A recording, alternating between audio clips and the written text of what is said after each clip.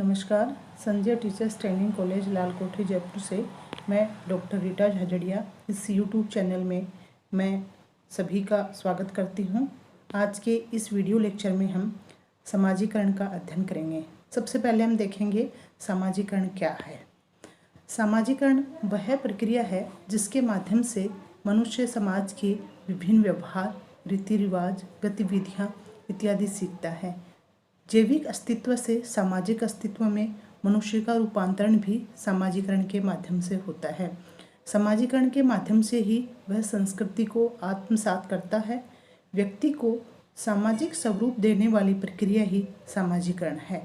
सामाजिकरण के द्वारा व्यक्ति अथवा बालक मानव कल्याण के लिए एक दूसरे पर निर्भर होकर व्यवहार करना सीखता है और ऐसा करने से सामाजिक आत्मनियंत्रण, सामाजिक उत्तरदायित्व और संतुलित व्यक्तित्व का अनुभव करता है। अब हम बात करेंगे सामाजिकरण की परिभाषा। सामाजिकरण की परिभाषा एच.एम. जॉनसन ने कहा है, सामाजिकरण सीखने की प्रक्रिया है जो सीखने वाले को सामाजिक भूमिकाओं को निभाने योग्य बनाती है। किम्बल यंग ने लिखा है, सामाजिकरण वह प्रक्रिया है जिसके द्वारा व्यक्ति सामाजिक और सांस्कृतिक क्षेत्र में प्रवेश करता है, समाज के विभिन्न समूहों का सदस्य बनता है। इसी प्रक्रिया के माध्यम से उसे समाज के मूल्यों एवं मानकों को स्वीकारने की प्रेरणा मिलती है। अब हम बात करेंगे सामाजिकरण की प्रक्रिया कि सामाजिकरण की प्रक्रिया सबसे पहले नंबर 1 बताया है, सामाजिकरण सीखने की प्रक्रिया है। सामाजिकरण सांस्कृतिक गुणों को पीढ़ी दर पीढ़ी हस्तांतरित करता है, यानी कि सामाजिकरण से बालक है वो सीखता रहता है और जो सामाजिकरण है वो हमारी जो सांस्कृतिक गुण हैं उनको एक पीढ़ी से दूसरी पीढ़ी में हस्तांतरित करता है। दूसरी प्रक्रिया बताई है, सामाजिकरण के अंतर्गत सीखने का कार्य विभिन्न संस्थाओं, समूहों तथा एजेंसियों के माध्यम से होता है। यानी कि सामाजिकरण है वो हमारा या सामाजिकरण सीखने का जो कार्य है वो हम विभिन्न इंस्टीट्यूशन के द्वारा करते हैं, विभिन्न ग्रुप्स के द्वारा करते हैं और भिन्न भिन्न जो एजेंसियां हैं उनके माध्यम से हमारा जो सीखने का कार्य है वो चलता रहता है। तीसरा बताया है, सामाजिकरण की प्रक्रिया में व्यक्ति की आत्मा को विकसित कर उसके व्यक्तित्व का उचित विकास किया जाता है। यानी कि जब बालक का सामाजिकरण होगा या तो व्यक्ति है उसकी आत्मा या बालक की जो आत्मा है वो विकसित होगा और उसकी जो पर्सनैलिटी है उसका डेवलपमेंट होगा। चौथा जो प्रक्रिया बताई गई है वह बताई गई है, सामाजिकरण व्यक्ति को एक जैविकीय प्राणी से सामाजिक प्राणी बनाता है। यानी कि जब बालक है वो पैदा होता है तो वो एक जैविकीय होता है और धीरे धीरे वह समाज में आता है, समाज में रह करके ही वह सामाजिक प्राणी बनता है। अर्थात हम ये कह सकते हैं कि उसका सामाजिकरण होता है तभी वह सामाजिक प्राणी बनता है। अब हम बात करेंगे बालक के सामाजिकरण में बाधा डालने वाले तत्व हैं। यानी कि बालक का जो सामाजिकरण है उसमें कौन कौन से तत्व हैं जो बाधा डालते हैं। तो सबसे पहला जो तत्व बताया गया है वह बताया गया है बाल्यकालीन परिस्थितियाँ। बाल्यकालीन परिस्थितियाँ अर्थात ये कहा गया है कि बालक है उसका जो सामाजिकरण होता है उसमें उसका बाल्यकाल है वो सबसे अधिक महत्वपूर्ण है। यानी कि बाल्यकालीन जो उसकी परिस्थितियां हैं, बाल्यकाल की जो परिस्थितियां हैं, यानी कि हो सकता है कि उसके माता पिता की वजह से उसके जो उचित जो डेवलपमेंट होना चाहिए, मतलब उसका सामाजिकरण होना चाहिए, वो नहीं हो पा रहा हो। यानी कि माता पिता का कोई आपस में कोई झगड़ा हो या माता पिता की बच्चे से प्रेम नहीं करते हो, तो ये सारी चीज़ें बाल्यकालीन जो परिस्थितियां हैं, या बालक असुरक्षा की भावना से ग्रसित हो या बालक को मतलब अकेलापन महसूस हो, तो ये सारी चीज़ें हैं वो बाल्यकालीन परिस्थितियों में आएंगी। दूसरा जो तत्व बताया गया है वो सांस्कृतिक परिस्थितियाँ।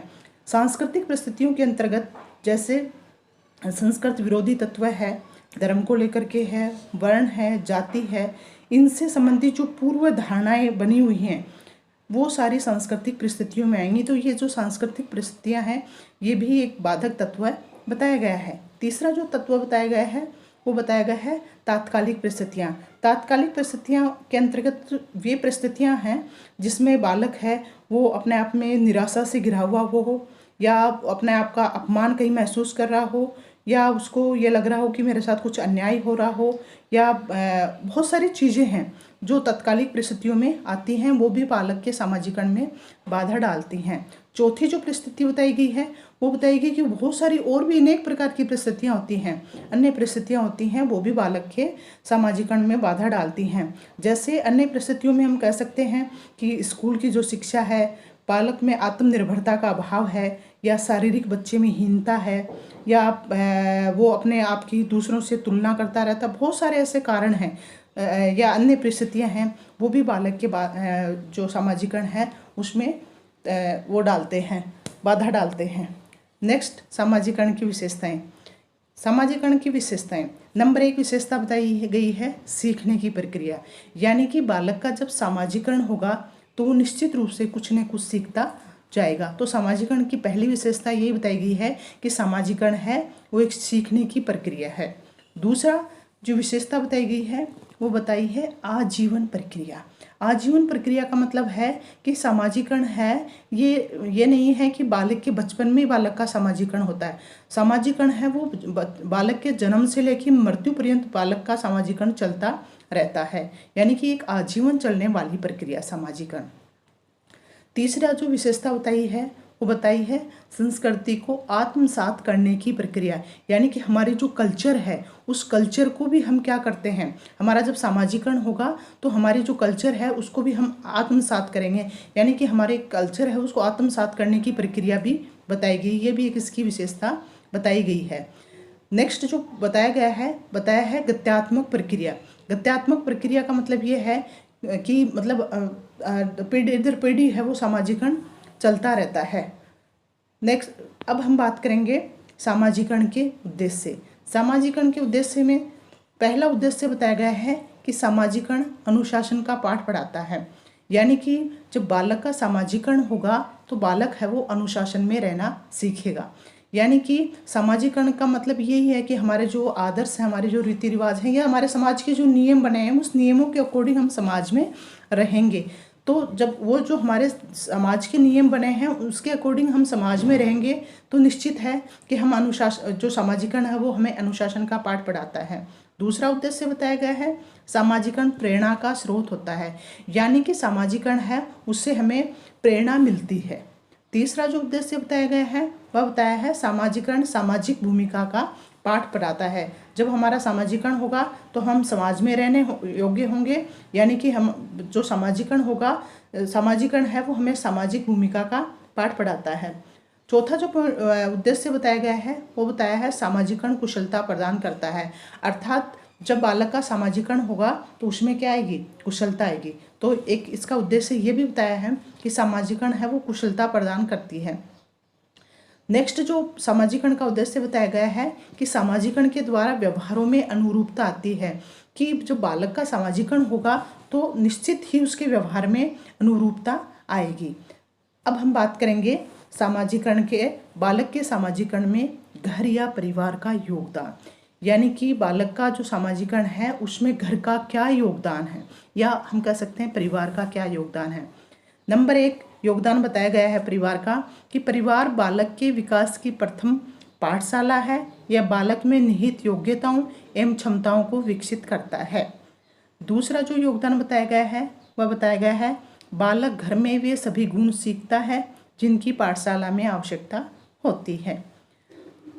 तीसरा जो परिवार का योगदान बताया गया है वह बताया है समायोजन तथा अनुकूलन के गुण विकसित करता है, यानी कि परिवार ही बालक को एडजस्टमेंट कैसे करना है उसको बाहर जा कर के, तो एडजस्टमेंट और जो अनुकूलन है वो गुण परिवार से ही बालक है वो बालक में विकसित होते हैं। चौथा जो परिवार का योगदान बताया गया है वह बताया गया है सामाजिक व्यवहार का अनुकरण करता है, यानी कि समाज में किस प्रकार का हमें व्यवहार करना है यह परिवार से ही बालक सीखता है। अपने बड़े बुजुर्ग जो हैं उनका अनुकरण करता है कि वो किस प्रकार समाज में बाहर जा कर के सामाजिक व्यवहार करते हैं, तो वो सामाजिक व्यवहार का अनुकरण है वो परिवार से ही सीखता है। पांचवा जो परिवार का योगदान बताया गया है वह बताया गया है उत्तम आदतों एवं चरित्र के विकास में योगदान देता है, यानी कि परिवार से ही बालक की जो गुड हैबिट्स हैं, अच्छी आदतें हैं, उत्तम आदतें हैं, उसमें वो परिवार से ही बच्चा सीखता है। और उसका जो चरित्र है, चरित्र का उसको विकास जो किस प्रकार से करना है वो भी वह परिवार से ही सीखता है। छठा जो योगदान परिवार का बताया गया है वो बताया गया है कि रुचि, अभिरुचि तथा प्रवृत्तियों का विकास होता है। यानी कि बालक है उसके घर या परिवार से ही बालक का किस और इंटरेस्ट है, बालक की अभिरुचि क्या है तथा उसकी प्रवृत्तियां क्या हैं, इनका जो विकास है वो भी परिवार से ही होता है। एक और बताया है परिवार का योगदान, प्रेम की शिक्षा मिलती है। यानी कि घर परिवार से ही बालक है वो प्रेम है, प्रेम की जो शिक्षा है वो भी बालक को घर परिवार से ही मिलती है। अब हम बात करेंगे बालक के सामाजिकरण में विद्यालय का योगदान, यानी कि बालक के सामाजिकरण में विद्यालय का क्या योगदान है। तो नंबर 1 विद्यालय का योगदान बताया है, बालकों को जीवन की कठिन परिस्थितियों का सामना करने योग्य बनाता है। यानी कि बच्चा जब स्कूल जाएगा, विद्यालय जाएगा, तो विद्यालय में जाकर के उसको उसके सामने कोई भी कैसी भी परिस्थिति हो, उस परिस्थिति का सामना कैसे करना है इस योग्य है वो विद्यालय ही बनाता है। दूसरा जो योगदान बताया है वो ये बताया है, विद्यालय में समाज के आदर्शों एवं विचारधाराओं का प्रसार होता है। यानी कि बच्चा है वो समाज के जो आदर्श हैं, जो विचारधाराएं हैं, वो बालक है वो कहाँ से सीखता है, विद्यालय से सीखता है। यानी कि विद्यालय में समाज के आदर्श एवं विचारधाराओं का प्रसार होता है। यानी कि वो वहीं से सीखता है कि मुझे समाज में किस प्रकार व्यवहार करना है, कैसी विचारधारा मुझे रखनी है। तीसरा जो विद्यालय का योगदान बताया गया है, विद्यालय बालकों को घर तथा समाज से जोड़ने का कार्य करता है। यानी कि विद्यालय है वो ही बालक को, हमारा घर है और घर से समाज में जोड़ने का जो कार्य है वो विद्यालय ही करता है। चौथा जो विद्यालय का योगदान बताया गया है वो बताया गया है कि आज विद्यालय है वो सामुदायिक केंद्र के रूप में विकसित हो रहे हैं। पांचवा जो विद्यालय का योगदान बताया गया है वह बताया गया है, व्यक्तित्व का सामंजस्यपूर्ण विकास करने में विद्यालय का महत्वपूर्ण योगदान है। अब हम बात करेंगे बालक के सामाजिकरण में समूह का योगदान। नंबर 1 समूह का योगदान बताया गया है, समूह में बालक एक दूसरे के साथ मिलजुल करके रहना सीखता है। ये जो मिलजुल करके रहने वाली जो भावना है या रहना जो सीखता है वो बालक अपने समूह से सीखता है। दूसरा जो समूह का योगदान बताया गया है वह बताया है, समूह में बालक मदद करना, सहानुभूति दिखाना आदि गुणों को सीखता है। यानी कि बालक जब अपने एक समूह में निकलेगा तो वहाँ देखेगा कि दूसरे बालक एक दूसरे से कि किस प्रकार मदद कर रहे हैं, किस प्रकार का सहानुभूतिपूर्ण व्यवहार कर रहे हैं। तो ये जो गुण हैं वह बालक है वो अपने समूह से ही सीखता है। समूह में रहकर ही बालक में प्रतियोगिता की जो भावना है उसका विकास भी बालक में समूह से ही आता है। समूह के द्वारा ही बालक में उत्तरदायित्व की भावना का विकास होता है कि मतलब उसकी बालक है उसकी क्या रिस्पॉन्सिबिलिटीज हैं, ये सारी चीज़ हैं वो बालक समूह के द्वारा ही सीखता है। पांचवा जो समूह का योगदान बताया गया है वह बताया गया है कि समूह के द्वारा ही बालक है उसकी नैतिकता का विकास भी समूह द्वारा ही संभव है। आज हमारा सामाजिकरण का जो टॉपिक है वो यहीं समाप्त होता है। Thank you.